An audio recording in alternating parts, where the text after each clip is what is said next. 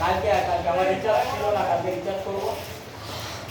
আমার রিচার্জ ছিল না, ফোন করতে পারি কাজ শেষ হয়ে গেছিল, রিচার্জ ছিল না, ভুলে ফোন করি কালকে করবো। ঠিক আছে একটা হলো আমার তো ডাইরেক্ট আমাকে কি দেখে রাখবে ঠিক